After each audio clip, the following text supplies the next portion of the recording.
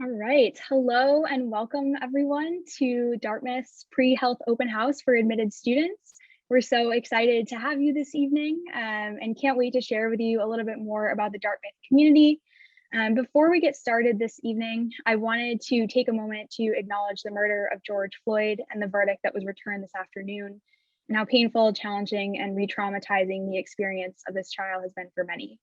We continue to encourage our students, both current students, prospective students, and the admitted students on this call tonight, to think critically, to challenge the norms of your communities, including whichever college you end up calling your home, and to be change makers who shape our world for the better. We hope that you're taking care of yourself, your family, and your community today and the days to come. My name is Erin Burnett. I serve as an admissions officer here at the college. I am really lucky to be joined tonight by four wonderful panelists, and another panelist will be joining us a bit further into the webinar to chat with you all today about pre-health opportunities at Dartmouth. If you have any questions throughout tonight's webinar, you can feel free to drop them in the Q&A box at the bottom of your screen. We'll be looking through those questions and answering many of them as we go along. But for now, I will turn things over to Sarah Berger, Senior Pre-Health Advisor at Dartmouth, to get us started and kick things off. Welcome, Sarah, and thank you so much for being here. Hi, everybody. It's great to be here. And along with me, we have a few current Dartmouth students who themselves are pre-health. We have Melissa, Jenny, and Mahalia. So hi, everybody. It's funny. It's always strange to do this format where we can't see your faces. So we're just trusting you're out there. So I just wanted to let you know that I'm the one of the pre-health advisors here at Dartmouth. Our program is called the Health Professions Program. And I'm going to share a very short slideshow to give you a little bit of the basics of information about resources, pre-health resources here at Dartmouth. And then the students are going to jump in and share a little bit about their journey. And then we're just going to open it up to questions after that. So we just want it to be a relaxed and informal opportunity to learn a little bit more. A lot of you are still in the crux of making some big decisions for yourselves, which we really appreciate. And hopefully this will help you out with that. And if you've already decided that Dartmouth's your place, then I hope this will feel confirming for you and give you a little bit of a heads up of some of what's ahead for you. So let me take a second and get the whole share screen thing going on here. All right, so there's two of us, two pre-health advisors at Dartmouth, and myself and Alicia Ken. And our team are not just the two of us, but our fantastic program coordinator, Ray Stokes. And we also have a faculty supervisor, Dr. Mike Zegans. He's a chief of ophthalmology at the local hospital, and he loves to support us with helping make connections with experts and mentors at the local hospital. And he just loves medicine. He's a passionate practitioner who, in spite of everything we hear about the stresses of healthcare and medicine, has never wavered in his true love for being a physician and adding to the well-being of others. And he's just a wonderful person to have as part of our program. So the four students, as I mentioned, and we'll introduce them in a little bit. So we'll go from there. So let me tell you a little bit about pre-health at Dartmouth. So our program is called the Health Professions Program. And we are very hands-on. We work really directly with students. Of course, they have to choose to come. You have to choose to come, but we are set up, which we love. We're set up to be able to work for students from their first days, if they're, even orientation, all the way through the time they apply to med school. So we work with people even when they're alumni, even sometimes a couple of years after they graduate. So we're really committed to our Dartmouth students and alumni, which is really exciting for us. It's a kind of an amazing role where we get to know people over time. And what do? We help you figure out your coursework, not just what to take, but how to arrange when to take it over the course of 4 years. We help you brainstorm about gathering experiences. We help you think through new study strategies, because a lot of study strategies change when you get to college.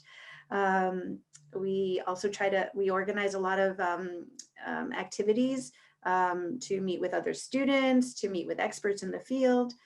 We have discussion and reflection one-on-one with you, and what you really are about. We help you sort through your stresses and concerns along the way. We help you assess how the journey is going. And then when it's really time to apply, we help you navigate that whole process too, with a lot of information and support. So we're as involved as you would like us to be.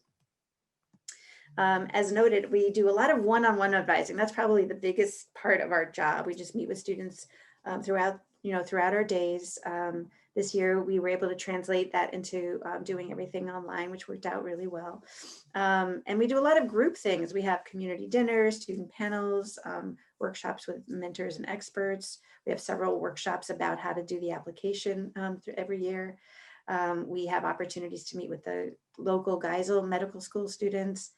We have a program called Pathways Scholars, or Pathways to Medicine, and that's expressly supporting students from backgrounds that are underrepresented in medicine.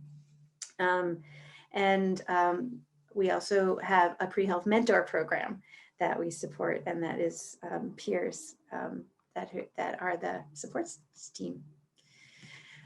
So these are some of our resources. The pre-health mentors are some of our great resources here. Again, the Pathways to Medicine program, as well as MAPS. MAPS is a national organization. It's a minority association of pre-health students. We have the Nathan Smith Society, which is a really substantive student pre-health association, supervised by a fantastic faculty member. They do a lot. They help run our shadowing program at the local hospital. We're really lucky. We have a hospital just down the road, and there's a little bus system that can take you there in a few minutes. We have a med school. The med school here, if you haven't, nobody was really able to visit campuses here. The med school is literally on the campus. Like, it's literally, across the road from dorms and, our office. It's literally across from our office. And so it's just very, very accessible resources. We have a public health school here. A lot of people don't realize that. What that means is there are faculties and folks who care about those issues. A lot of research opportunities. If you heard about that when you were, deciding to apply, it's very real.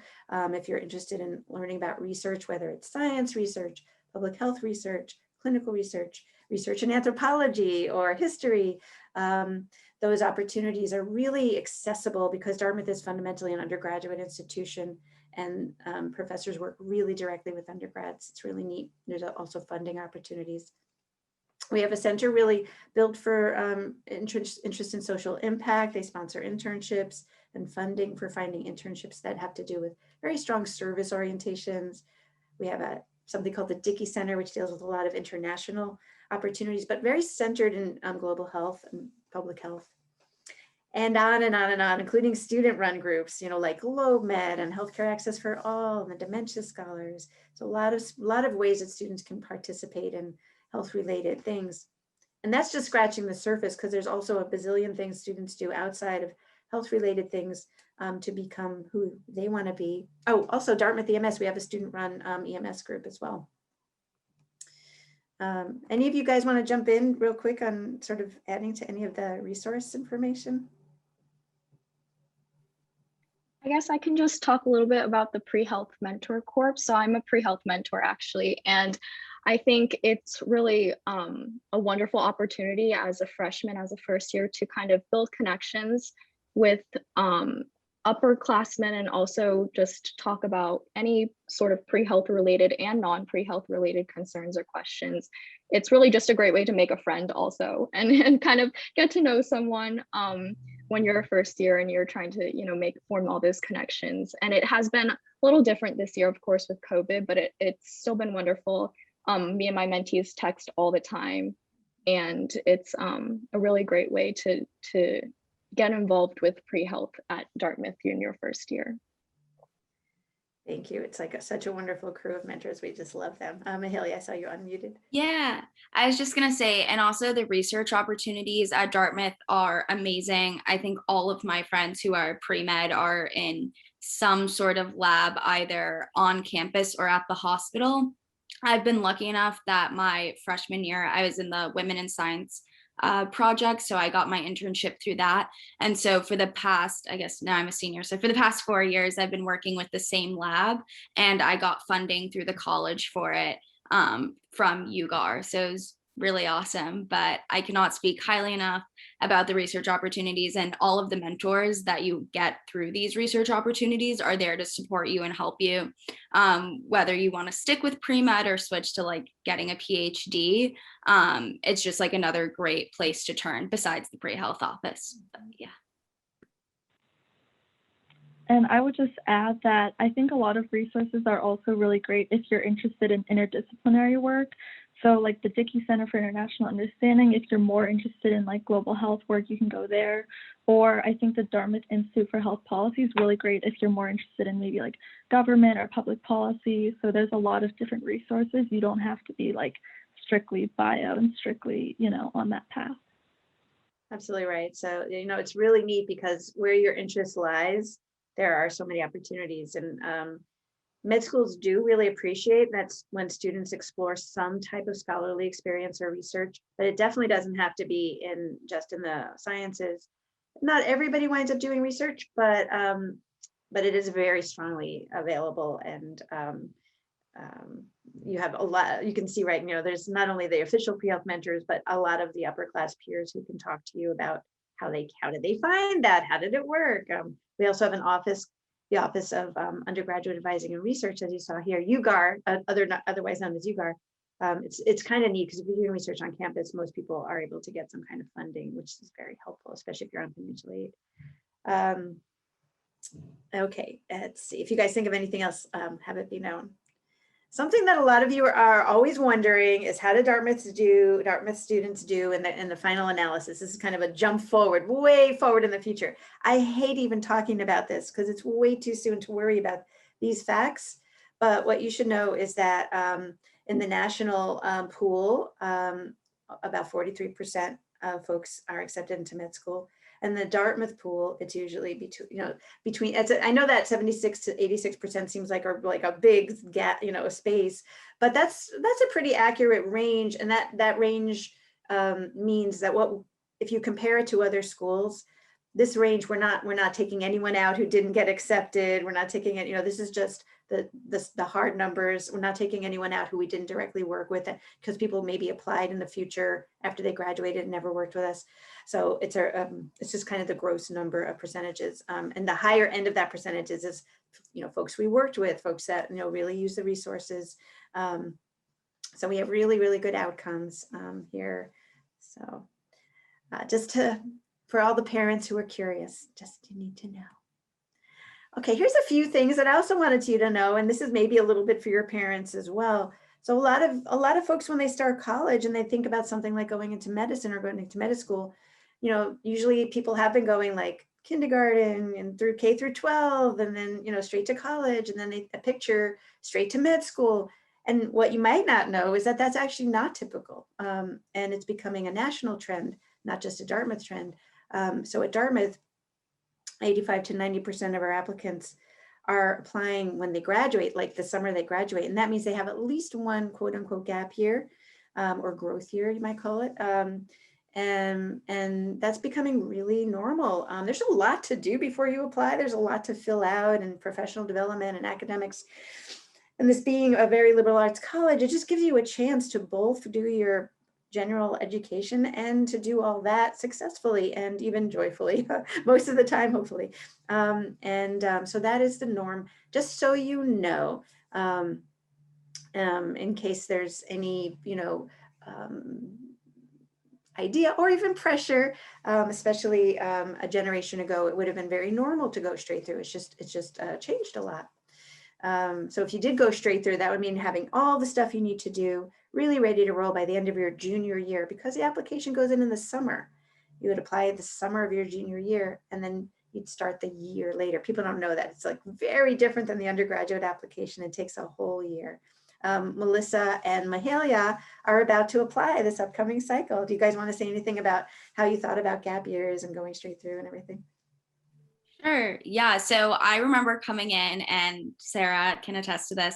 I was like, I'm going to go straight through. I don't want to do a gap year at all. And so I really had it all planned out. I came in with a 4-year plan. I had all my classes picked out.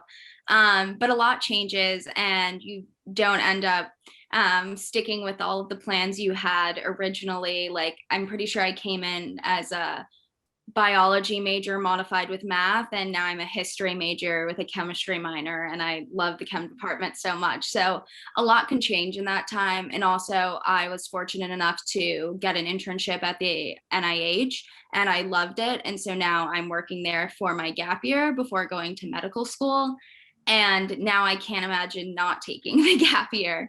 So I think it's just, you kind of figure out what's right for you. And I think the great thing about having Dartmouth's pre-health office, I really use Sarah all the time, is that I was able to really talk through this decision with her and kind of figure out what's best for me, because what's best for someone else isn't always what's best for you. So that's how I ended up coming to my decision, and I'm really happy with the path that I ended up taking.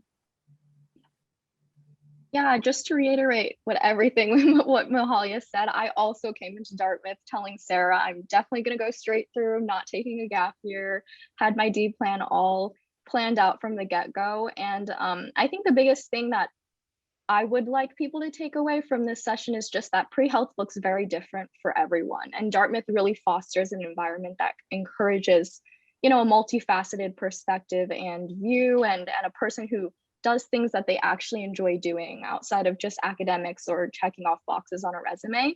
And I think a lot of people come into pre-health thinking that there's a certain type of pre-medical student, a certain box that people need to fit themselves in to be the perfect pre-health student. And I think a lot of people tend to make choices that don't really reflect, maybe what they want to do and maybe what they could do with their potential if they only think that way. So I think going back to the gap year though, I did think that I would go straight through when I first came to Dartmouth, and I realized through my time at Dartmouth that there's actually so much more that I'm interested in and want to explore before I, go to med school and just do school again for another million years. So I'm actually taking at least one gap year working at Massachusetts General Hospital, MGH, as a clinical research coordinator in the metabolism unit. And that's something I really wanted to experience just because I have a lot of other research experience, but not specifically in clinical research. So I think a gap year is really an opportunity for you to really do something you want to do. It doesn't have to be medically related. It just has to be meaningful to you. And that's really what matters in the end. So yeah. Mm-hmm. Anything you wanted to add, Jenny, or did that kind of cover? Great. And Mahalia also has her job lined up at National Institute of Health. Is that right? In NIH. Yeah, I'm in pediatric neuro-oncology. Mm-hmm. Yeah. So a lot of, and just so you know, not to be, again, this is forward thinking, but a lot of you worry about this. People do find their jobs. They do, it all works out, before they graduate.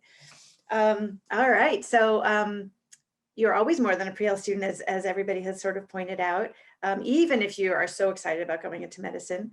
A lot of people wonder if they can be any major here and still do pre-health. And yes, you definitely can. Some majors require a little bit more extra planning because they might be a little denser, but honestly, we have literally every major represented, from art and anthropology to history to biology to religion to economics, really pretty much everything under the sun. So, so the answer is yes. And a lot of you wonder about studying abroad as well. And yes, most of you who want to are able to do so. You might find that as you make other decisions that you have priorities that don't allow it to fit in, but it's not usually just because of pre-health. So just another thing that just needs a little bit of planning, but it's almost always able to work out. I just, a last little thought there is, when you get here, use your resources. There's a lot of resources here from our office to so many others that can help you think through things, can help you with those new study strategies, can help you plan. You definitely have to shoulder all the new things on your own. And a lot of those resources are students as well. So if you, please just know that, I guess I'll say. And then just a last note on my side right now in terms of presentation. So at orientation, if you do choose to come to Dartmouth, we have a big set of orientation stuff. We have videos online on the Canvas orientation site ahead of time that can get your brains whirling on some information about especially class planning. And then we do a big workshop during orientation to just really orient you to pre-health at Dartmouth and what classes you might pick. And then we actually offer small group advising all day during orientation, where people can come in and just kind of make sure they're kind of getting off to maybe as good a start as possible, relative to, people come in with so many different backgrounds. Some people have had so much science before they walk in the door. Some people have had much less science before they walked in the door. And you can't come, you have to come in and do you and not compare. And we help you sort of figure out what your best start place is, along with the pre-health mentors, because there's no right way to do this journey or one set timeline. And what we want is to help you the best possible way for you to succeed or achieve what your hopes and dreams are. Oh, and let me just add this one more thing. Speaking of different people having different starting points, if your starting point is a little bit light, or you maybe didn't get to do a lot of calculus yet, but you've done a little algebra, do a little bit over the summer, get your, or if it's been a while, just get your head back in the game, get on the Khan Academy a little bit if you want to. There's, use some resources so you feel like you can just kind of jump right in. All right, that's me for now. Now we really just want to let these women share a little bit more and hear your questions. Absolutely. Thank you so much, Sarah, for that awesome presentation. And thank you so much to the students who've already shared such great anecdotes so far. I know we have a couple questions trickling into the Q&A, but I want to give folks on the call maybe a couple more minutes to let their questions form. Please do put those into the Q&A box so we can get to those. And I did want to give the students, as you said, Sarah, another opportunity to share their stories. And I know Mahalia and Melissa shared a little bit about what they'll be doing in the next year or so. And I happen to know Jenny has some really exciting plans lined up for the next year as well, and has done some really interesting work at the NIH. So Jenny, I'm going to pick on you if you don't mind sharing a little bit more about that experience and how you got that and what you have lined up after Dartmouth. Yeah, of course. So I guess the past year has been kind of weird for me, as with everyone with COVID. So I originally planned to stay at home and do an internship at the NIH at the Fogarty International Center. And I was able to get that internship because one of the directors was an alumni who had come to talk to us as the Great Issue Scholars Program. And I was in that as a freshman. So I reached out to him and I said, I really enjoyed your talk. I'm really interested in the work that you're doing at Fogarty. And then I was able to do an internship there that was more focused on epidemiology, which I hadn't really gotten to do before. And then I planned to study abroad in the spring, but because of COVID, that was canceled. So I just stayed at my internship for the spring and the summer. So it was a really great experience and I got to learn a lot. It was definitely out of my comfort zone, and it did sort of feel like a gap year almost, because I wasn't taking classes for 8 months and I was just doing this internship. And then in terms of what I plan to do after, I'm going to medical school at Mount Sinai next year. Yeah, so that's pretty much it. Mm-hmm. There is you did the early assurance program, Jenny? So there is an early assurance program through Mount Sinai that students can apply to during their beginning of their sophomore year. Yes, and then Geisel also has an early assurance program. That's just kind of fun to know. Somebody's asking, what else do people do during their gap year? So a couple of quick other examples. So as you can see, doing something in a research realm is not uncommon, although again, it can span a lot of different realms. Sometimes people do things that are more in the service realm. They might work for a nonprofit organization. They might do something like AmeriCorps, which is kind of like domestic Peace Corps. They might work for a school. They might do something in a school system or work with kids. We have students who do something that's a little more businessy. They might work in a kind of consulting or farm kind of environment for 1 or 2 years. And then it could be anything. I've worked with somebody who, spent the summer or spent the year on an Alaska fishing boat, and someone else who did some other types of, traveling and went to ashrams and did other things. I mean, there's a realm, but it is not uncommon to do something that's kind of in the space of this, just because it's very natural, and there's a lot of jobs in that realm for you all. That's very common, but then they accept that you're going to be there only 1 or 2 years, but certainly not the only.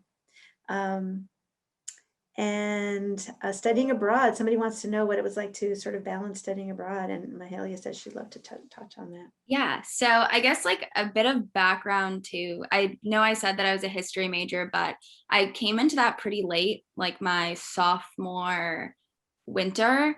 And it was all because I learned about this history FSP and I thought it would be maybe one of the most amazing experiences ever in London. And so I, on a whim, decided to be a history major and applied after taking one history class. And it was extremely rewarding. I will say, though, that I went into Dartmouth thinking I am for sure pre-med. I'm going to be a bio major. And so I had already taken most of the classes before going on my study abroad. And actually, my sophomore summer is when I took my last class for the pre-med like requirements. So I was already done before I went on my study abroad, but it's definitely possible to do it if you plan well. And I was on the equestrian team my freshman year, and one of my mentors was an 18. She also did the history FSP for history in London. And she did her pre-health classes, some of them before and some of them after, but yeah. Sorry. I'm just laughing because I just cut and pasted an old cut and paste that went in. It was a question I asked Mahalia. Anyway, I mean, somebody recently, it doesn't matter. Just that's a weird question in the chat if you can see it. All right. Somebody wanted to know, Jenny, did you want to talk about your study abroad too? Yeah, so I didn't know that I was going to study abroad until like maybe a year before. Like when I came to Dartmouth, I kind of wrote it off because I thought that'd be really difficult to fit in and I didn't really want to deal with that. But as I started taking more classes and started exploring more and talking to the pre-health office, I realized that it is something that a lot of pre-health students do and you can do. You just have to plan around it and plan ahead. So I was going to study abroad with the art history FSP in Rome. Unfortunately, it was canceled, but it was still really fun to learn. I learned like Italian through Italian 1 and art history 1, and I got to take classes that I didn't think I would be able to take. So I would just encourage you guys to really explore and look at the options, because study abroad is one of the biggest pros, I would say, that Dartmouth offers, because I think like 60% of students study abroad at some point, which is really great. Though there's certainly no pressure if it's not something you want to do, of course. So one person was asking, is it more difficult for non-US citizens? That's a really good question. You know, the answer might be yes. I would say that what is true is that there's fewer schools that take non-US citizens. If somebody is a permanent resident, that doesn't seem to be an issue. You know, there are some criteria, financial criteria, et cetera, in some schools. So it is just something you need to be more aware about. And it may be a little more competitive. That said, we've had really good success with our international students. So if that's you out there and that's something you're interested in, then, you know, just come talk with us. For DACA students, it's very different. A lot of med schools, like undergraduate schools, work with DACA students, you know, kind of very openly, and or if they do, you know, work with them as international, it's a bit school dependent. So that's another conversation. So. Somebody asked about Geisel's early assurance program. And again, even though these are early days, that's something that people apply to junior year, maybe about 15 to 20 people apply a year. And most of the time they've accepted about 5 people. It is not binding. If you were to then go apply in the regular application cycle, after all, you cannot also hold the acceptance. You can't hold it and apply. You'd have to give it up, but it is not binding in and of itself. All right, some people want to know, when do people take the MCAT, and do we offer? So Melissa wanted to jump in on that.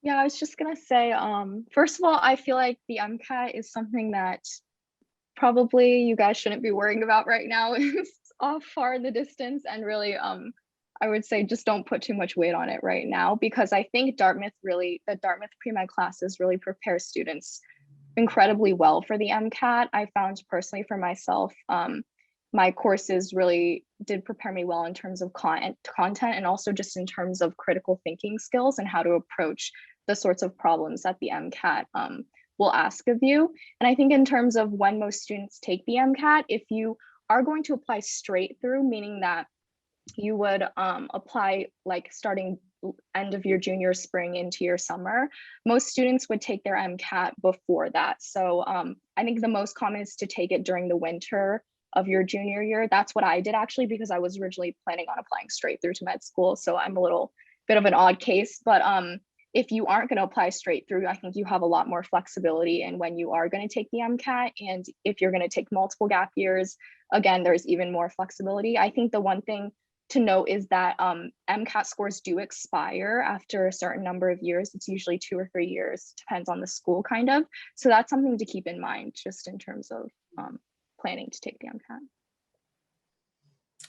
Just take a minute to welcome Sophie Skellerud. She is a junior and she just came back from she is a varsity athlete, so she brings that to the table. Why don't you just, if you don't mind, Sophie, just take a quick minute, introduce yourself. And Sure. Hi, I'm Sophie, junior. I'm on the lacrosse team here. I'm a bio major, religion minor, and from Minnesota. So somebody was just asking about MCAT studying, and so I'll just jump in real fast. But I would say a general rule of thumb is to take the MCAT by the May or June, by the May, I'll say, of the year you plan to apply, so that you have a score in your hand by the end of that June, as sort of a latest ideal time. A lot of our applicants take the MCAT senior year in one of their terms, winter or senior spring, often while they're taking classes, but they just really have to plan for that, because it is like having a job. It is not a small exam, and sometimes they do get to take it on an off term, maybe their junior summer or junior spring, and sometimes people, if they're going to take a 2-year job, might not study till after they even graduate. But it's definitely a devotional experience, of a good like 10 to 12 weeks, really treat it like a job, study every day kind of thing. Sophie, I think you're studying for it now. Is that correct? Or did you just take it? Just took it. Yeah, I started over winterim and then took a 2-class, like very lightly during winterim, 2-class winter term, studied, and then at the end of the beginning of spring term, end of winter spring break, took it. And Mahalia also took it. Do you want to say anything about your experience?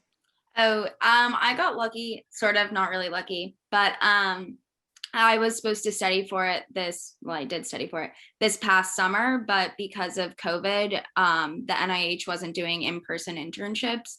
And so then I just lived at my friend's beach house and studied for the MCAT every single day. So it was like kind of the perfect setup to study, but it was definitely like a full-time job. I studied probably 8 to 12 hours a day. Wow. So yeah, everybody does a different journey. So that's, again, not something you're even really not, some people ask, oh, should I start studying now? No, you need to get a lot of coursework under your belt before you even bother. So just don't even think about it. Somebody asked about taking AP credits and pre-med requirements. All right, so you do not, so Dartmouth doesn't give, so there's the credits you need for graduation, 35 credits. And then there's the credit you get that allows you to move forward. So at Dartmouth, you can get exemption credit for an AP credit. So let's say you scored a 5 on a chem exam. That means you don't necessarily have to take the first term of general chemistry at Dartmouth. It won't show up as an actual credit for graduation, but you have now been exempted from having to take it, and that will count. Okay. Somebody asked specifically about biology. So taking the biology AP exam won't buy you any exemption at Dartmouth. What it does is, I guess you could say, if you decide to take it, if you have the will to do it. It gives you some feedback about how you're doing, and it might help you decide where to place yourself in the biology sequence. Unlike the chemistry department, the biology department does have a couple of opportunities. For instance, all people going to med school should take at least 2 what we call foundation classes with labs at Dartmouth. But foundation really doesn't mean beginner here at Dartmouth. It means foundation for the major, but not beginner. And so if somebody hasn't had a lot of biology, or they did take AP, but it wasn't like an awesome experience, then they might want to start with Bio 2, which is a great human bio course and gives them a great foundation in human bio. Or they might want to take Bio 11 because they have had some bio, but this will really get them to think in a new way about how to do biology at the Dartmouth College level, which is different. If taking the exam isn't a huge hardship and you think it'll help, kind of place yourself, go for it. If you know how you're doing and you know how your classes have been, no, you don't need to take it. There is a self-evaluation exam in the biology department website, a self-assessment, and you can take that, and also that'll help you gauge, which, Bio 2, Bio 11, or jump into one of those foundation classes. It's nice that they have that option in the bio department. That's, I think, great that they give you that. Bio 2 is in the fall, by the way, usually, and it's a wonderful startup, especially for somebody who might not be feeling like super confident about getting started in college science, just didn't have a chance to do much science in high school, or it's been 2 years since they've seen any bio. So taught by a fantastic professor. It's a great way to get started at science in Dartmouth. So just if that's something you're wondering about, or beyond. I am not an expert on knowing how IB credits compared to AP credits, but I know you can also get an exemption from them. Erin, do you know more about that? I dropped a helpful link in the chat from the admissions FAQ webpage, so I'd encourage anyone who's interested to check out that link to learn more there. Awesome, thanks, Sarah. Any other questions? Anything else you want to talk about? It doesn't have to be with me. You can reach out to any of the students that are here right now. And Sophie, so these guys also mentioned, things about their pre-health journey. If there's anything else you want to share about, like, stuff you've done that's been meaningful to you. Sure, yeah. I was also just going to add that math credit for me did come in handy with skipping out of the lower math. I still, and I assume Sarah would still encourage a statistics or math course. I took math 10 here, but it got me out of that, like, math 3, math 4. So that's the biggest one I would say that applies. And then language, obviously, just gives you a little bit more space to play around with classes and pre-health and such. And then, go ahead, I'll pre-health. No, I was just going to say I'm echoing your sentiments entirely. I also tested out of math and I had the language requirement done. So that gives you a lot of flexibility. Yeah. And not everybody's in that boat. Some people just had more of that stuff in high school and some people had less. And again, you have to just kind of do you and not worry if somebody got to exempt out of a couple of these classes and you needed to do them. You also don't have to finish everything by the time you graduate. That's also a thing. But if you had some calculus, but maybe just not a ton, but you have the will to put some effort into, refocusing on some algebra and calculus this summer, you might be able to take the exemption exam without having done AP stuff and, be able to pass through it on your own. I know somebody who did that her sophomore summer. She just hunkered down, had an internship, and then at night she would study calculus, and then she just exempted right out of it. So that is possible. It's not easy, but it's possible. All right. Why don't you guys ask? Let me just real quick. Is it possible to meet with a pre-health advisor before we get to Dartmouth? We do some of that. We're super busy in the summer with the application process. So we don't do a lot of that. I'll be very honest, just because it's a lot for us because we're straight out. But you're certainly welcome to reach out and see if we can. But know that we do try to help you with that also at the very, even during orientation and stuff. So one way or another, we'll really try to help you with that. All right, you guys ask, what's been a favorite pre-med class at Dartmouth? Oh my goodness. Chem 58 with Professor Michelizio. It's honors orgo the second term, and it was one of my favorite classes and also made me fall in love with chemistry. But yes. So I highly recommend taking honors orgo if you can. And if you really like chemistry. I would say that mine was Bio 13, which is one of the foundation classes that Sarah was mentioning. It's called Gene Expression and Inheritance, so essentially it's like genetics. And not only did I think the content was really interesting because I hadn't really learned it in high school, but I also thought the format of the class was really great. It was like a flipped classroom, so we would watch videos for homework, and then in class we would meet with our group, and it was the same group for the whole term. And we would just work on problems together. We even had group exams, which was really crazy to think about, but it ended up being really fun. And I always felt like I had a good support system, like people I could text to study with and people who I could rely on. And after that, it made me kind of fall back on that, like doing that by myself, like making my own groups by myself in my other classes. So I think that was a great experience. Mm-hmm. Yeah, speaking from someone who doesn't really like chemistry and is not a huge chemistry person, I actually think my favorite pre-med class was Chem 52, which is the normal orgo. It's not honors orgo, it's the second term of the normal orgo track. And I took my class with Dr. Welder, who's a fantastic professor.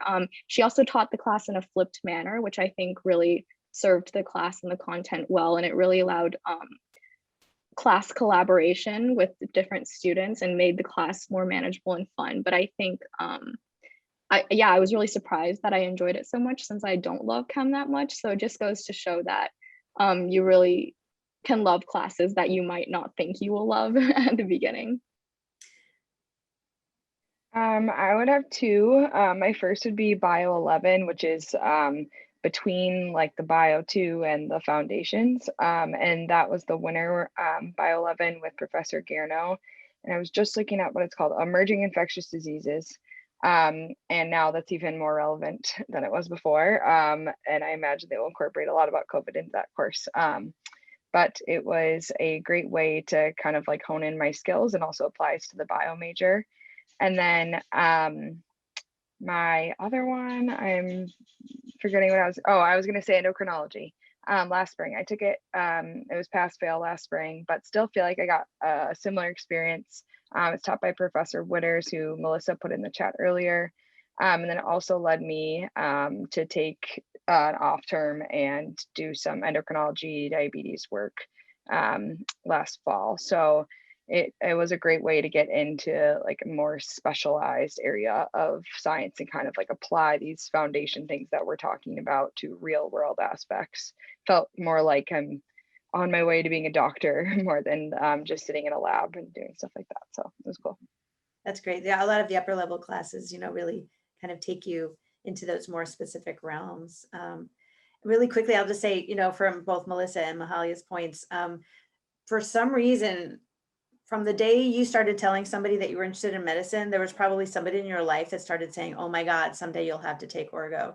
We have no idea where this started. It started probably about a century ago. I have no idea. But it's a national trend of like anxious rumors. And so yes, organic chemistry is part of your pre-health journey. And yes, it is stressful to some people, and yes, it's hard work, but it's not the terror thing that people keep promoting. It really isn't. And in fact, I cannot begin to tell you how many students tell me that they actually did enjoy it. So see if you cannot overly anticipate that with dread, and just cross that bridge when you get there. Jenny, did you get to mention a class? I can't remember now. Oh yes, Bio 13. Another thing at Dartmouth is there's a ton of health related courses outside the science departments. We have a lot in the anthro department. There's a lot of health related courses in the sociology department. There's some in the geography department. It's a very, it stirs a lot of passion in Dartmouth students. There are a lot of Dartmouth students who really care a lot about the well-being of others and about health and healthcare, whether it's to go be a physician or in some other capacity. So there's definitely more than just the science courses.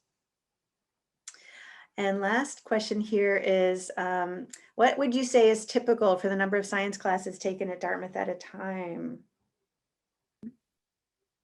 As non-science majors. Oh, I guess I take like 1 to 2 a term also.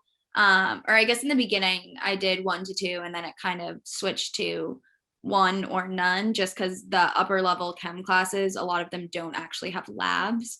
But I will say, like, especially if you're a history major, taking 3 history classes in one term is a lot of writing. And so it is kind of nice to give your brain a break and kind of switch to a more sciencey, or even I guess if you have to take a math class, or like mathy focus. So it is good to break up your schedule and not do too much of the same thing. So I think like 1 to 2 a term is pretty normal. And we do tend to recommend that for first year students to really consider only taking 1 a term, because it's quite different than what you're used to in high school. And it's going to be different from what you might have friends who are going to other colleges. But our terms sound like they're quarters, but they're actually semesters. It's smushed into a quarter. So you get a semester's worth of material in a quarter's worth of time. So for a lot of people, getting used to that pace and amount of material and the rigor of the material, it's really a great idea to start out your first couple of terms just experiencing it. And then if it turns out that your skills really are awesome for taking multiple, 2 at a time, go for it. But give yourself the chance to, find out where you stand, unless you have, kind of an extraordinary science background. So any last thoughts on those fronts? Any Yeah, other? we've made it through quite a few questions. This is Yeah, great. not even as many as I thought. So I hope that everybody did ask what they wanted. Any last comments from any of the students before we let I would just echo what you just said, which was I love taking medicine courses or science courses outside of the real science departments. And I feel like that also helps me like take multiple science courses during a term without having to have multiple labs or serious courses. So like in the geography department or something like global health related, I would encourage people to like look outside of what you think fits inside the pre-med track. Mhm. Yeah, and a pretty common combination, especially the first year or two, is like 1 pre-health class, i.e. with a lab. All the pre-health prereq science classes have labs. 1 something else like a distrib, and then just sort of like testing waters, joy, major possibilities. But there's no absolute formula. Somebody might have missed our very beginning. They asked, are there a lot of research opportunities for pre-meds? And I know you all guys talked about that. Why don't you guys do a quick minute on that again about research opportunities at Dartmouth? Yes, oh, sorry, Melissa, you can go. Go for it. No, go for it. I was just going to say a ton of research opportunities in all like departments, and you can even use like the Dartmouth Alumni Network to find internships for your off terms, which I did for my winter internship, and it turned out great. Or I guess 2 winters ago, my junior winter at the NIH. So many opportunities and also lots of funding. Yeah, I just want to echo that. And I also just want to say that tons of people get research opportunities through just asking, just emailing professors or talking to professors after class. And, basically just telling them your interests and asking if there's opportunities to join their lab. So it's really, a lot of times research comes pretty informally at Dartmouth, which I think is a huge benefit, and it just makes things seem less intimidating, which I think things can really seem intimidating at first. So that's just what I wanted to add. Yeah, when I was like, in high school, I remember I lived near the NIH, so I would email like 50 people about an opportunity and no one would respond. So once I came to Dartmouth, I was really scared that was going to happen to me too. So I think my sophomore fall or freshman spring, I emailed a lot of people and I didn't expect that people would really respond or reach out to me, but I ended up interviewing at like maybe 2 or 3 places, and everyone like wanted like a student. So and it's not just me, it's like everyone. So I think I was really surprised by how easy it is to find research, and these were at the Dartmouth Hitchcock Medical Center, which is the hospital. It's like a 15-minute bus ride away, so it's really accessible. But I ended up choosing one at Geisel, which is it was like a 1-minute walk from my dorm. So I think it's been really convenient, and I was surprised by that. I would also say that COVID has made it that a lot of professors have figured out more ways to involve undergrads. And so I'm technically in 2 labs right now, one being my normal lab, but it's a plant lab, so I'm not really able to do much right now. So I was able to jump in to an epidemiology lab through Geisel and have been doing some awesome clinical work for about a year now. So I think in the future, there'll be even better ways to get involved too. And as these women were saying, that just reaching out, it actually is very informal here. The professors and faculty, the doctors, yeah, they're all very accessible, and doesn't mean every single one will respond or has a thing, but that's okay. You can just keep asking until you find the thing. It's just really a true and wonderful thing about this environment. Another question about, is it common for Dartmouth undergrads to attend med school at Geisel? I guess I wouldn't use common, but I would say that that it's a high percentage of our med school applicants do wind up getting in there because they do have a certain dedication to Dartmouth undergrads. And so in a typical class of about, if they have a class of about 95 people a year, it might be that, 10 to 15 of those people are going to be Dartmouth alumni, which is pretty awesome. So it's certainly a school we're very well represented at, and probably the school we're the most represented at. I would say the vast majority of those who choose to go there are often did take a gap year, but are just, they find that they really liked being part of this community, and being there is not just an extension of your undergraduate years. It's a new community, a new way of experiencing the environment and the Upper Valley, which is what we call this area. And so they usually, it's a wonderful med school with great groups of people. All right, y'all. You have all been so gracious and stayed a little longer than I know that was originally planned. The students, like Melissa, we have on our website, a list of all our pre-health mentors. So, and Sophie and Melissa are both mentors. Jenny, I think, works in admissions. Mahalia isn't one of the mentors, but she is a mentor of sorts and a very passionate friend to others. So obviously there are people you can reach out to, and it's pretty easy at Dartmouth. It's first name dot last name at dartmouth.edu. Yeah, so great. Looking forward to those of you who come. We'll see you in a few months. Wonderful. Thank you so much, Sarah. And thank you all so much to the students who joined us tonight. I know I have personally learned a ton about pre-health advising at Dartmouth in the last hour, and I hope that our students on the call tonight have as well. And I hope that this was helpful in informing your college decisions moving forward. So thank you all again. We really appreciate your time and all of your insights. Please don't hesitate to get in touch with the Office of Admissions if you have any other further questions. But once again, thank you all for being here, and have a great evening. Night, everybody. And thank you, students, for being here. It's really great to see you all and hear from you. Thank you. Bye all. Have a good night, everyone. Mm-hmm.